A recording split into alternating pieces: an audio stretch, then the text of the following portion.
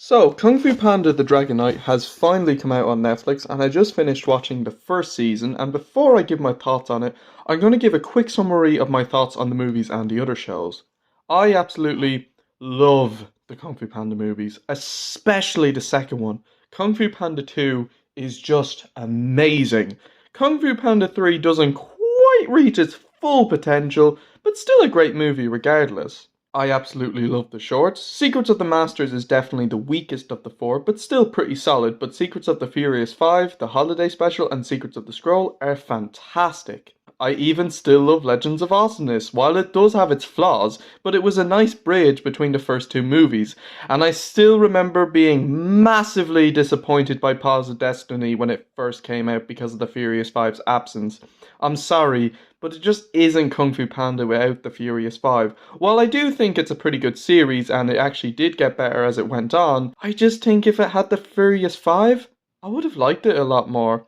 It's a shame we never got a third season, as the second season did have a cliffhanger with the White Bone Demon. So we now have the Dragon Knight, the third Kung Fu Panda show, which tells the story of Po trying to regain his title of Dragon Master, and he teams up with Luthera the Wandering Blade to stop two weasels, Klaus and Veruca. So I just finished all 11 episodes, and after watching it, I thought it was enjoyable.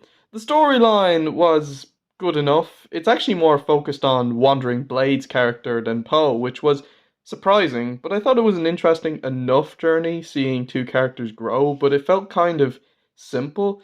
I think the ending of the season nicely sets up future seasons, and I can see this series possibly having 4 or 5 seasons.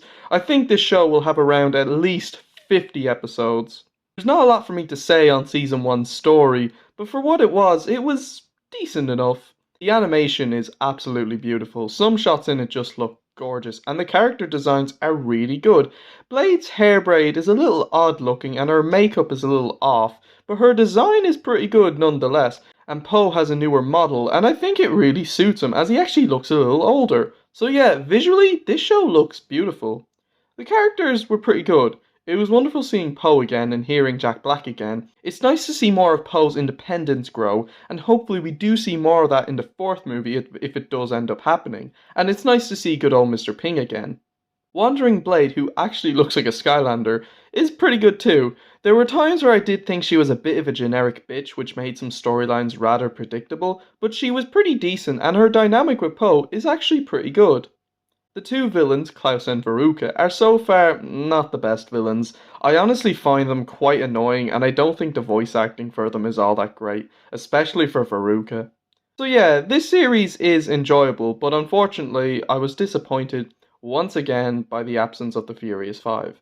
I'm sorry, but like I said earlier, it ain't Kung Fu Panda without them, especially Tigress. And while I still have some hope that they will appear in future seasons, at the same time, I just don't have that kind of hope anymore. I know I may sound a little biased as a fan, but I just don't think Kung Fu Panda is the same without such major characters. The five played a big part in Poe's story, especially Tigress, and seeing them kicked out just really saddens me. But hopefully they do appear for future seasons. Overall, The Dragon Knight Season 1 is a decent beginning, and I have a feeling Season 2 will come out possibly around Christmas time or February next year, but I still liked Season 1 for what it was, and I would be happy to watch it again. It's not my favourite, but not a bad beginning. I'm going to give Kung Fu Panda The Dragon Knight Season 1 a 7 out of 10. Stay tuned for my Q&A coming out on Tuesday. Thank you all for watching this review, and until then, skadoosh everyone.